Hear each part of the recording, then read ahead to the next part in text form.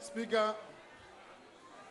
Yes, Honorable Chauke. Speaker, if we are to follow the convention of this House and the international convention, is it parliamentary for members of parliament not to stand when the president of the country addresses the country?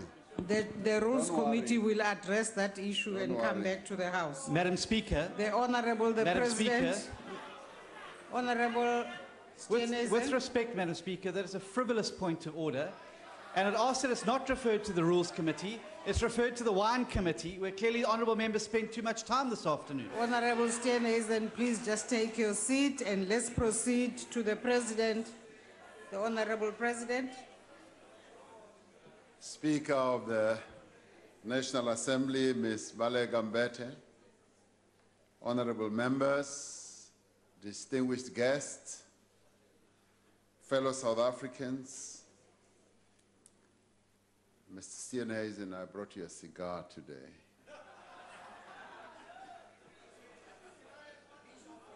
In nearly 100 days since we set out as a nation, many of our people have been enthused about this new moment and period we are in. It is nearly 100 days since we decided together to make a clear and decisive break with the discord and divisions of recent times. It was a moment at which we made plain our clear determination to act with urgency and resolve to transform our society, to do everything that we could to grow our economy and to create jobs that our people so desperately need. We undertook together to rid our country of corruption and state capture and confront the crimes that daily prey upon our communities. Now, as we gather to debate the budget debate of the presidency, we can speak of a new mood in our country. This has manifested itself, for example, in a massive jump in consumer confidence reaching record levels in the recent and last quarter. Business confidence indicators produced by the South African Chamber of Commerce and Industry and by the Bureau of Economic Research point to a very positive trend. The 11-point increase between the fourth quarter of 2017 and the last quarter of 2018 in the Bureau's index is quite remarkable. Many institutions have undertaken a positive re-evaluation of South Africa's economic prospects. Earlier this year, the Standard Bank researchers predicted that in 2018, it will feel like the pendulum has swung. More importantly, the new mood in the country has manifested itself in a population that is more confident about its future and more excited about the prospects of meaningful change to come. We are in no doubt about the depth and the extent of the challenges that we face as a people and as a nation. We have made significant progress over nearly 25 years to develop and transform our economy. However, our economy remains largely characterized by the structural flaws of a racist and patriarchal past. Millions remain outside of the productive economy activity. They are unable to contribute much as they want to, and they are also unable to benefit. The majority of these people are young, and they are women. They live far from the economic centers. They do not have skills, work experience, or networks to find gainful employment, and they do not have the assets or the markets they need to start their own enterprises. At the same time, we have had to contend in recent years with a sluggish economy and an unemployment rate that has refused to budge. We have experienced government failures in some public institutions and state-owned enterprises, and are daily learning more about concerted and orchestrated efforts to capture sections of the state. We have identified our problems. We know what our problems are. We know what our weaknesses are. We have acknowledged our shortcomings, and we have begun to work in earnest to address these problems, these shortcomings. We are now poised to make significant progress now that we fully know what we are dealing with. We are now poised also to build the South Africa that we want. Over the last few months, we have taken decisive steps to improve the business environment, provide confidence to those who would like to invest in our country, and also to promote the country to investors. We have also ensured that there should be policy certainty, and we've also ensured that we undertake the work to strengthen state-owned enterprises and create pathways into employment for the youth. We're working with labor, with business and communities to forge a new social compact about job creation, which will form the basis for a broader compact around growth, development, and transformation. The Job Summit that will be held later this year is an important part of this effort. With preparations already underway in NEDLAC, the Job Summit needs to produce extraordinary and far-reaching measures that will enable our country to create jobs. We have learned the lesson of previous summits and accords and are determined that the outcomes of the Job Summit should be practical, they should be measurable, and they should be effectively monitored and taken ownership of by all parties. Our social partners have indicated that although they carry mandates from different constituencies, they are bound together as South Africans seeking an inclusive economy and a better future for everyone. In forging a social compact on jobs, we will look to recent examples of collaboration as well as partnership. We will look to the agreements on a national minimum wage that were struck, and also agreements on how to stabilize our labor market. The legislation that will shortly be debated in this House before going to the NCOP will open the way for the introduction of the very first national minimum wage in the history of this country. We should not underestimate this significant development. It will be the culmination of a struggle that dates back to the Congress of the People in 1955, and which has taken nearly 4 years of intensive negotiations among social partners.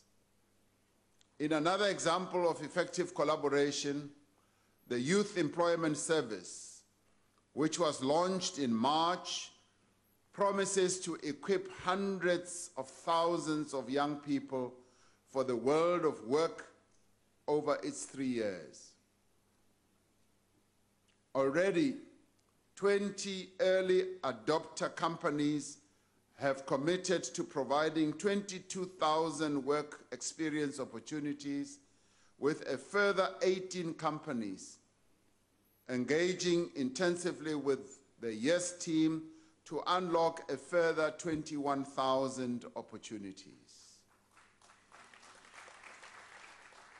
So in a short space of time, just in 6 weeks, we've been able to get to almost 50,000 job opportunities for young people. This initiative will bridge the critical gap between education and the world of work, significantly increasing the chances of participants to find work after 1 year. We are forging ahead with the introduction of phased higher education for poor students. That is free higher education for poor students. From 2018, first-year students from poor and working-class backgrounds are being provided with bursaries for the full cost of study. This will massively expand access for poor young people to higher education, reducing the country's skills deficit and increasing their prospects for employment. None of these initiatives will amount to much if we do not grow our economy and grow it in a manner that benefits all our people. As the World Bank's recent diagnostic report on South Africa observes, to create more jobs, the South African economy needs to grow much faster than it has since 1994. It says a job is the most important way out of poverty, to overcome economic vulnerability, and for transforming the economy to become more racially representative of the population of South Africa. And we cannot achieve growth if we do not massively increase the level of investment in the productive economy. This is why we have launched an ambitious new investment drive that aims to mobilize $100 billion over the next 5 years. We have appointed 4 special envoys on investment to meet with potential investors both in South Africa, on the rest of the African continent, and major centers around the world. Working together with the relevant government departments and agencies, the special envoys are building a book of actual and potential investments ahead of the investment conference that will be held in October of this year. We are using this investment drive to strengthen agencies such as Invest South Africa to become formidable instruments of investment promotion and facilitation.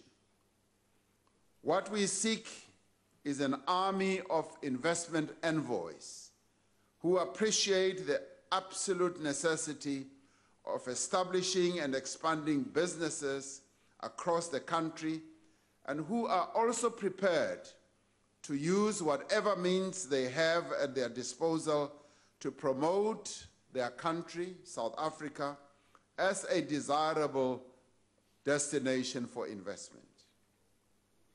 Land reform is an essential part of our economic growth strategy. Through our land reform program, we hope to unlock the resources of our country that have not been properly utilized because they were a preserve of just a small minority. Land is an important economic resource that should be spread amongst our people so that the land should be worked for the benefit of our country. The Freedom Charter says that the land shall be shared amongst those who work it. We're encouraging all South Africans to engage in the national debate around the proposal for the expropriation of land without compensation. We commend this House once again for its groundbreaking resolution on the matter, as well as the thousands of South Africans who have already made submissions, reinforcing the value of consultation and collaboration. The process of arriving at our world-renowned constitution involved more than 1 million submissions from a variety of South Africans. We have already reached well over 140,000 submissions with regard to proposals that are being made on the land question. It is possible that we may hit 1 million submissions, which goes to prove that the question of land to the majority of South Africans is indeed an important matter. It goes beyond just being a matter of dignity. It goes beyond just being a matter of history, but it also talks about their economic well-being. Through effective land redistribution and tenure reform, we will be able to unlock the value of one of the country's most important resources.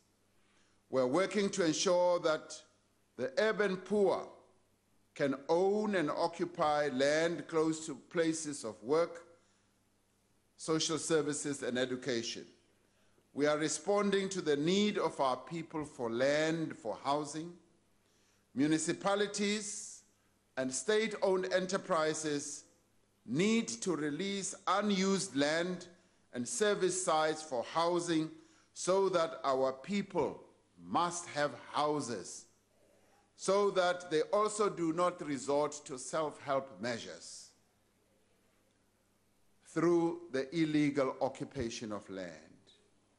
We condemn illegal land occupation and rather redirect our people to go to land that will be made available to them as our municipalities take land through either expropriation or other means, land that is unused, so that it can be put to good use in the hands of our people. We are working also to accelerate the process of agrarian reform, bringing more poor and black people into productive agricultural activity, expanding the country's agricultural output. The presidency will oversee the work of departments such as cooperative governance and traditional affairs, agriculture, forestry and fisheries, and land reform and rural development in making possible an agrarian revolution in our country. We are also working hard to create an environment that encourages investment, to make our country more competitive, and also to lower the costs of doing business. An important part of that effort is to stabilize strategic state-owned enterprises and the implementation of measures to improve their financial and operational performance. As an immediate step, we have moved quickly to address governance challenges by replacing the boards of state-owned entities such as Denel, PRASA, Transnet, and earlier this year, Eskom. This has repositioned these state-owned enterprises so that they can now focus on their mandates, their developmental mandates, and indeed of making sure that they operate profitably in the interests of our people. The new boards have already begun work to scrutinize transactions that may be irregular and to improve the functioning of these entities as a whole. We have signed a number of proclamations instructing the Special Investigating Unit to investigate allegations of wrongdoing in a number of our SOEs. We are also encouraged by the activism of Parliament, which is demanding accountability and exposing impropriety. Cabinet has agreed on the establishment of a presidential state-owned enterprise council, which will usher a new era in the management of our state-owned companies. Half the members will consist of ministers, while the others will be people from business. Some of them will be experts, and some will be a various number of stakeholders. By bringing expertise from outside government and by ensuring the attendance of CEOs of some of these companies, we will be empowering the various shareholder ministers to ensure all strategic SOEs play an effective role in expanding the capacity and the potential of our economy. In addition to determining an appropriate shareholder ownership model, the Council will oversee interventions to strengthen governance, address immediate liquidity challenges, implement turnaround strategies, investigate allegations of corruption, and take steps to act against those who are implicated. Through the Presidential Infrastructure Coordinating Commission, we are working to ensure that our substantial investment in social and economic infrastructure contributes to job creation, industrialization, and transformation. We are expanding our economic capacity and reducing the cost of doing business. We are also making progress in satisfying the need for policy certainty as well as consistency. Consultation on the revised mining charter is at an advanced stage. Government has paid particular attention to engagements with affected communities across the country, convinced that consensus and collaboration are crucial for the growth and the development of our mining industry, particularly if we want to transform the mining industry as a sunrise industry once again. While there are still some critical issues that need attention, we are certain that the charter, the mining charter that is, once finalized, will balance the need for meaningful transformation in the sector with the need to increase investment, employment, and sustainability in the mining industry. Cabinet will soon be finalizing a policy on the allocation of high-demand radio frequency. This will enable the Department of Telecommunications and Postal Services to issue a legal framework that will enable the regulator to license the spectrum. It will significantly expand access to broadband and other telecommunication services. It will also encourage competition. It will lower costs of communication and ensure sustainability. If we are to succeed in building an inclusive economy, we need to draw on all available knowledge, experience, as well as capabilities. We are therefore in the process of establishing the Presidential Economic Advisory Council, which will bring together South African and international experts in various disciplines to advise the President and the government on economic policy and its implementation. In forging a social compact, the state undertakes to build strong, durable institutions that are accountable, transparent, responsive to the needs of our people. In this regard, one of the most pressing challenges is to deal decisively with state capture as well as corruption. We are therefore taking steps to strengthen the criminal justice system. If particularly its leadership, through changes that we are effecting in key institutions, and we're also taking action against those implicated in wrongdoing. The Commission of Inquiry in state capture has been constituted, as we all know, under Deputy Chief Justice Raymond Zondo, who will soon provide updates on the Commission's progress as appropriate. The stabilization of the South African Revenue Service has received priority attention. I have today signed a proclamation establishing a Commission of Inquiry into tax administration and governance chaired by former Judge Robert Nugent and assisted by Mr. Michael Katz, Advocate Mabongi Masilo, and Mr. Vuyo Kahla. The terms of reference for the Commission will be gazetted in the coming days.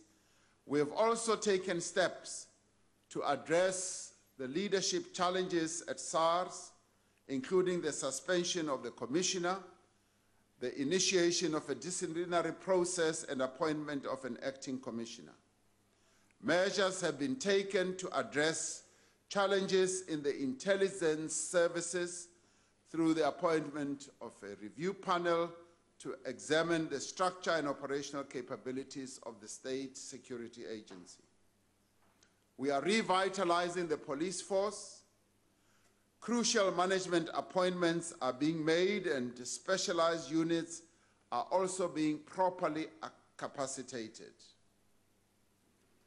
The effective functioning of government is a priority to us. A review of the size, composition, and efficiency of government is being undertaken as we speak by a task team led by the Presidency. It is examining in detail the modalities of a state that is leaner, smarter, adaptable, and more capable of delivering on its mandate to improve the lives of South Africans. This work will be completed and be ready for implementation by the start of the 6th Democratic Administration. As indicated in the State of the Nation address, I have begun visits to government departments to ensure sharper strategic focus and greater alignment on the implementation of our priorities. This has given us the opportunity to engage not only with the ministers and deputy ministers, but with the key leadership in various departments, as in directors general, deputy directors general, chief directors, and a number of directorate people in various of these departments. We've also been able to meet the staff in the various departments at HQ level, and the visits have done much to boost morale and enable departmental staff to understand their roles in promoting effective service delivery. Our overriding concern in all matters of governance is to ensure that we put our people first. This was evident most recently in the Northwest, where following protests from residents and the report of an interministerial task team, Cabinet decided to intervene in terms of Section 100 of the Constitution to place provincial departments under national administration. This is to ensure that government services are delivered effectively and financial management is properly structured and improved, and allegations of corruption are effectively and decisively dealt with. Our experience in the Northwest has taught us that we should be more actively involved as the national government in assisting and supporting our provinces and giving real meaning and effect to the constitutional principle of cooperative governance. Our intervention in the Northwest has also revealed that many municipalities in that province, and indeed in others, are in a state of near collapse. This is a matter of great national concern that requires the urgent and dedicated attention of the highest office in the country. We have begun preparations for a presidential local government summit that will bring together the relevant ministers, premiers, MECs, mayors, speakers, MMCs, whips, and other councillors, traditional leaders, municipal managers, and CFOs, to focus on the challenges that our municipal government or local government structure is facing. The situation in local government requires firm decisions and resolute action. It also requires effective monitoring and improved accountability. This we will do because we have to act in the interests of all our people.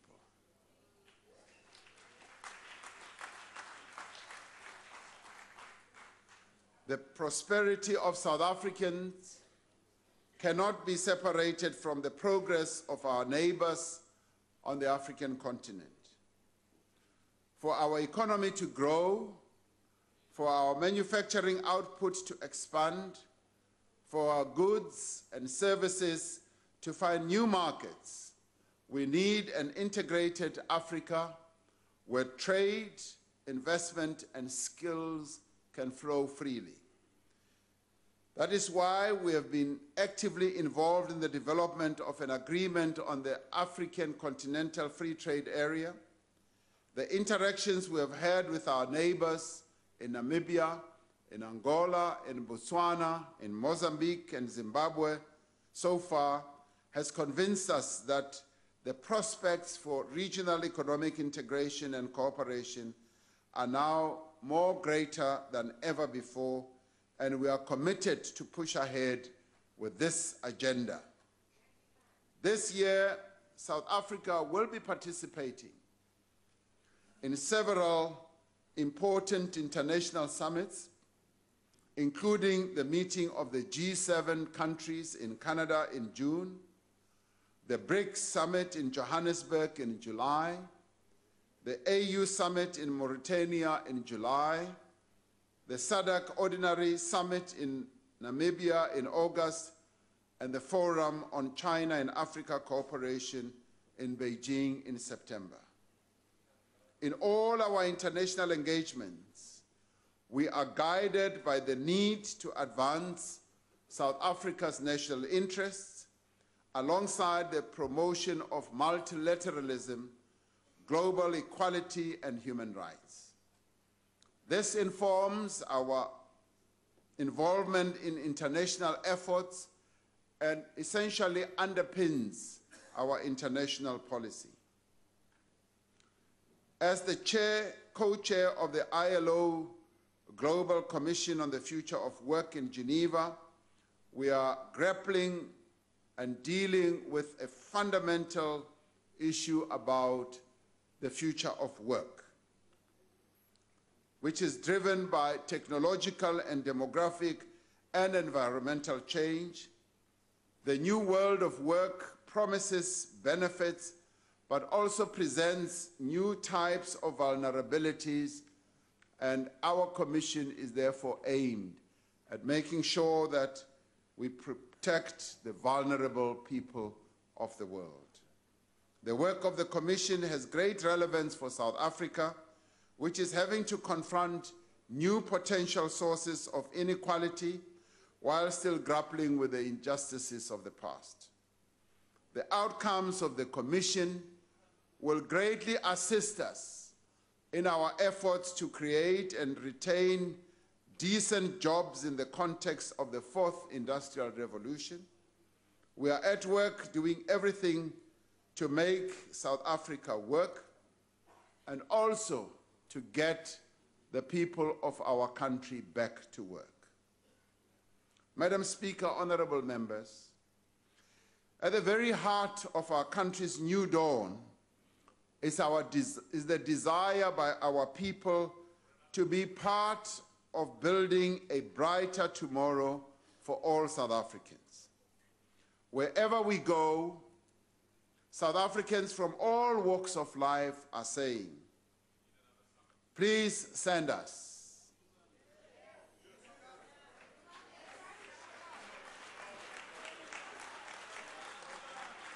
Many of them, wherever you meet them, they call, they write, they email, they text, and they say, please send us, because we want to contribute to make South Africa better.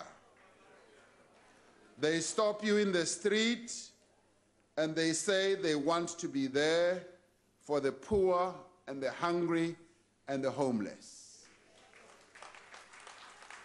They say they want to be there when our economy grows, when we build new factories and create new jobs. They want to be there when women and children can walk the streets of our beautiful country without any fear. Across the country, there are many people, many of whom do not have much themselves, who are working to improve the lives of others. From the churches that are running soup kitchens, to the pensioners who are caring for orphans and the township residents who have set up libraries for local children, South Africans are using their hands to build a new society and a better society, brick by brick and hand by hand.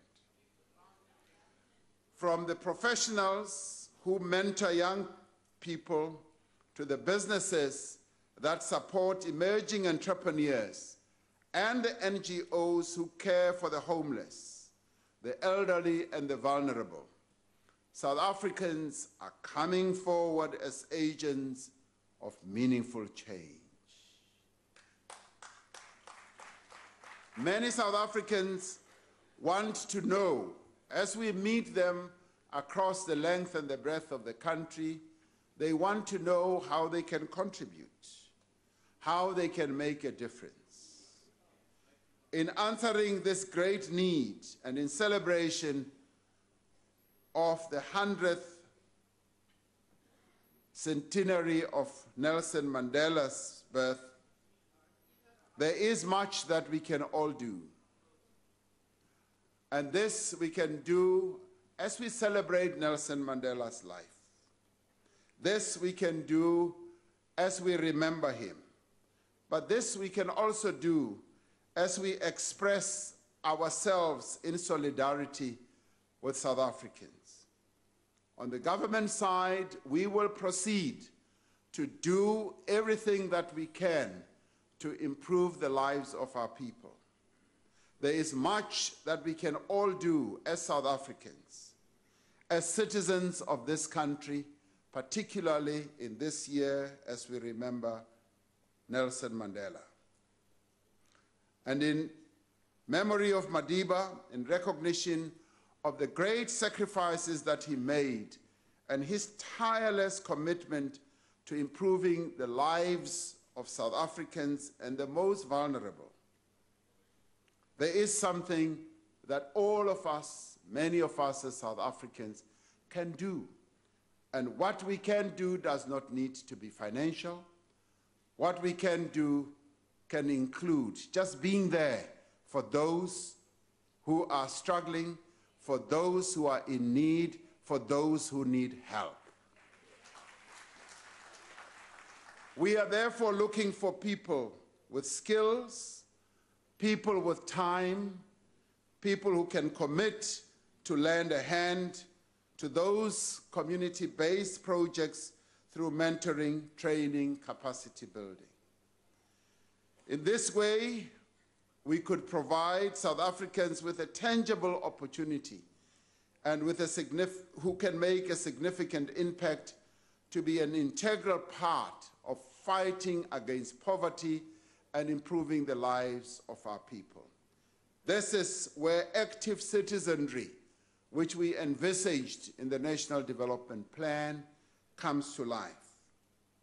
And therefore, a number of individuals, along with them who have already shown their willingness to participate, there is a lot that each one of us can do, particularly people who are sitting in this house.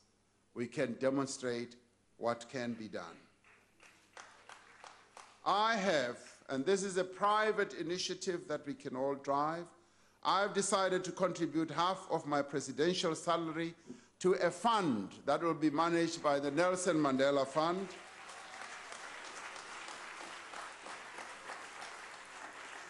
This is a private, citizen-driven initiative that will ask all of those with the means to contribute a small portion of their salaries to support the many projects to build a nation.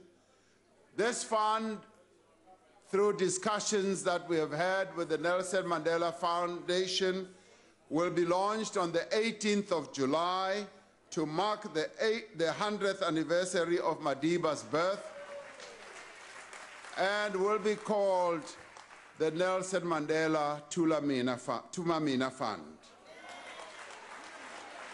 As we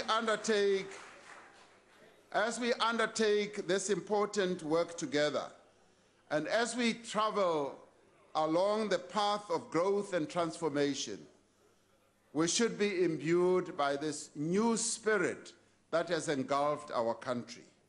In truth, it is a spirit rekindled in the speech that Nelson Mandela made when he was released, when he said, "I am putting my life in the hands of my people." It is this spirit of Nelson Mandela and Albertina Sisulu, a spirit of solidarity, a spirit of service, a spirit of shared humanity that we should seek to emulate. It is the spirit that has moved us to put our wars behind us, to cast aside our differences, and to forge a new nation together. We have traveled far. There is still much that still has to be done. By working together, government continuing to do much that it has to do to improve the lives of our people. On the side, we can act as citizens to improve the lives of those who are vulnerable. We can act to be in solidarity with many South Africans. We can draw on our resources and capabilities by embracing that which unites us and confronting that which divides us. I have no doubt that we will reach our destination. It is a destination that we can soon have in sight, and it is a destination which, if we work together and focus on one thing and one thing only, to improve the lives of our people, particularly us who have been given so much, particularly us who are in leadership positions, particularly ourselves who have so much influence to improve the lives of our people.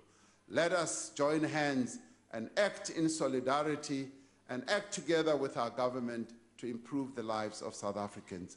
With this, Madam Speaker, it is an honor and a privilege to commend the Budget 1 vote to this House. Thank you very much.